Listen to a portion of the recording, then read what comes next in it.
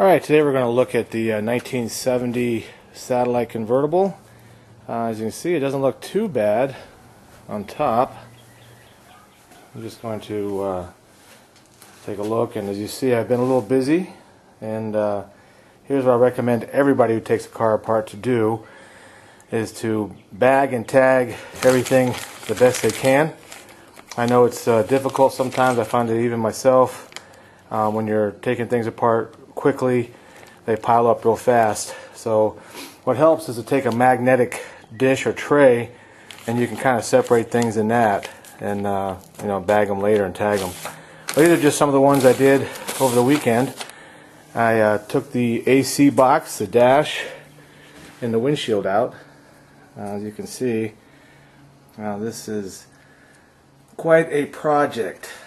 I took the motors out of the windows so that they would fall down. There's some unique aspects to these doors that I need to record, because I plan on swapping doors since these have a bit of rust in the bottom. But there's some extra holes that they put into the doors. You can see that if I can get it right in there. Those second two holes are not standard on regular crank doors. And there's another one up front there, right at the top. That's an extra hole, and they didn't put a bolt in that one, so that was a factory flaw. These still had the moisture barriers in place, so they'd never been off before. That was nice to see. Of course, that's about the only thing that's nice to see. This floor is quite a bit of work. The plan is to cut this entire section out, front to rear. You can see the front, and also the firewall section. Now my challenges are the windshield frame. This one here is in pretty good shape. There's a little rust in the corner here, but that's minimal. Now the pitch on the four-door window is exactly the same. So if there's a way that I could, take a look at this where it connects up here, and possibly cut this section off and just put that in, we'll take a look at that. But anyway, I wanted to document this car a little bit for you. Looks like the wheel tubs on both sides are in pretty good shape.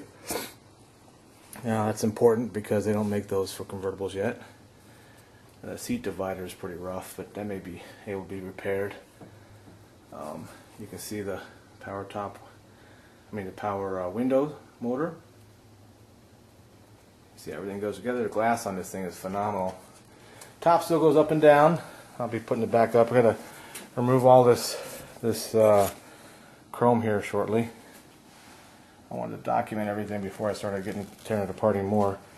These are the panels and some other parts. What I normally do is I go through and grade things. I know that I'm going to go with a white interior, so these panels here, if they're good enough to reuse, I will put them on eBay or something and sell them. Try to recover some of the money that I spent on other parts. Here's some wrapping material that I use to save the nice clean parts. But anyway, we're documenting the top of the car here. It doesn't look too shabby when you look down the sides. You can see why it'd be something that you'd want to fix. It actually has a really nice stance to it, and that's kind of what I've envisioned. The old Firestone Super Sport tires, but you can see where this thing sitting in a barn was not ideal. These floors are basically just gone. There's nothing here that's structural anymore, so that whole floor pan's got to come out.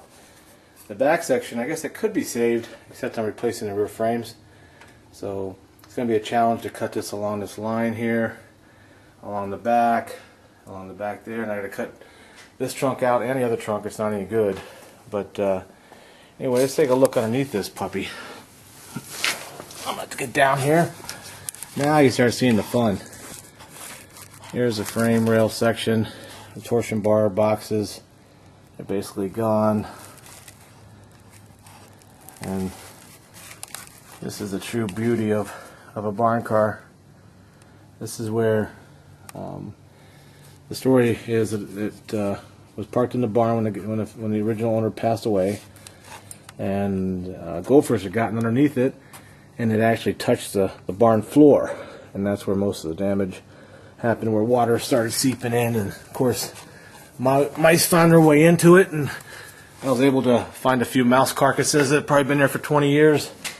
I found them yesterday, so they're probably buried in the local landfill. So anyway, let's open the hood. This hood is shot. You can see moisture got in there and mice got in there and just destroyed that hood. There's nothing worth salvaging here. So right now it just becomes my workbench. But even the original motor, mice had built a huge nest on top of it, and it was basically, that's, you know, to see the outlines, that's all mouse feces. So it's always a challenge when you pull a car out of someplace. Critters have gotten into it. They do their share of damage, and there's very little in here that's salvageable. I mean, the radiator is probably correct for a small block 70, you know, air-conditioned car. And the tanks may be salvageable. We'll take a look at that when we pull it out. But the mice have basically chewed through the headlight harness, which is a real bummer because the harness itself is pretty pliable. So I'll try to, maybe I'll, in the interest of saving money, I'll take these off the headlights and see what I can do with splicing another harness in, because those are pretty expensive if you look for a 70 headlight harness. So, see, this car was a disc brake car from the factory. Had power disc brakes. That's a pretty pricey booster too if you're looking for one. So I want to look at some way of salvaging that one. It's got some pits, but it's I think it might be still operational. It sounds like it is. But this is this side. Let's take a look at the driver's side. The fenders are actually really nice on this car. I picked up another set, which I'm going to pick up this next week when I'm heading down to the Carolinas to see my mother. So, yeah, we got to do those things, see our family. But this is just disastrous here as far as frame rails go. There's nothing much left. Surprisingly, the rockers are pretty solid, so they'll be a part that we have to reuse because they're special to convertibles. They have a metal plate here that's a little bit heavier duty than the cars with roofs on them. You can see the torque boxes. They're pretty rough too. We'll probably go with some of the American Tool. I think it's American Tool and Die or whatever. They make a really nice set of torque boxes. They're actually stronger probably than the factory ones. They do have a guy in Wisconsin I think makes the original torque boxes if you want to go with that. But I'm looking for strength in this car.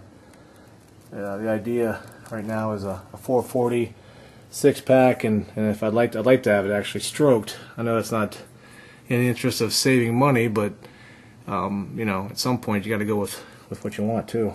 So that's always a trick, is to be able to restore a car, is to have what you want, something decent that looks good, and on a budget. So sometimes it's a challenge. So anyway, the trunk on this car is not much better. I'll have to get some pictures of it when I'm able to open it up. I don't want to move everything right now. But the back bumper on this thing, it at one point had been re-chromed. It actually looks pretty nice. Tips are still there. I don't know if they're salvageable or not. We might use them on something else if they're just mediocre on a driver or something. So there you have it. This is the car of my dream. I should say one of my dreams. I had probably a few in a row, a few too many, because I got the 69 over here, which is well on its way, and we'll document some of this too. The theme on this one was Mopar Performance, or Direct Connection. A lot of you guys are familiar with Mopar Performance and Direct Connection from our youthful days. So they made a lot of neat things, like these nice polished aluminum cast valve covers. And there's a nice new motor, motor. Got a brand new booster in this one. It's got the power steering pump cooler. It's got the Mopar Performance offset fan blade set up on it. a nice master power, you know, higher amp chromed alternator. There's the Mopar Performance distributor, and of course you gotta have the intake. So and there's a lot of goodies inside the motor like that too. You can't see the chrome timing cover and stuff at the moment, but this was an original sports satellite, so it came with a lot of nice stuff in it already. But it was a 318 car originally. When I picked it up, it had no motor, no transmission, and it was Y4 Spanish gold. So I'm not a big fan, so I decided that this would be one I would take to another level in my own color choice. So this color, this paint on here, is a new Chrysler CUDA color with our Challenger color. I'm sorry, with the metal flake in it. So it's like a hemi pearl. I installed an AMD trunk panel in this one. I did the whole panel because I was able to. What I was able to do was remove this trunk, you know, bracket right here, and when I did that, I was able to slide the whole panel in here at once. Now, of course, I have new drop downs. This one's coming along pretty well. I also put a new tail panel on this one. This is also an AMD panel in the back. Probably better from the inside of the trunk, but you can see it's fantastic fit. I mean, it's a little work, but you know, if you do your measurements and you check things closely, you know, you can get the same results. So my plan for this is to put a power trunk release in there. There you can see the power unit. These came off of some of the little later model cars, but they work great on these. I've stuck them in Barracudas and Challengers and stuff like that. And on this one, I've already run the wiring. So it's run through the trunk, comes out over here, and then down. I haven't tidied this up yet. I'll probably attach this to the arm right here. See if that works. Maybe with a. We'll see how that goes. I don't know. We'll try with a tie wrap first, maybe, before we drill any holes. As you can see, I still got some touch up to do. Doing all some of the bolts and stuff from assembly. This one here is going to get some 15x8 road wheels. I think that'll be the way to go. I need some new tacking strips. As you can see, once these have been used a couple times, they start falling apart. They've completely thawed out of here. So that got some more polishing and a few spots to touch up on this one. It was kind of a rush, I guess, to get it painted. The shop I was using closed down. We closed in October. So now I decided to do this whole thing in the garage to kind of show people that it can be done, even though, as you can see, the space limitations are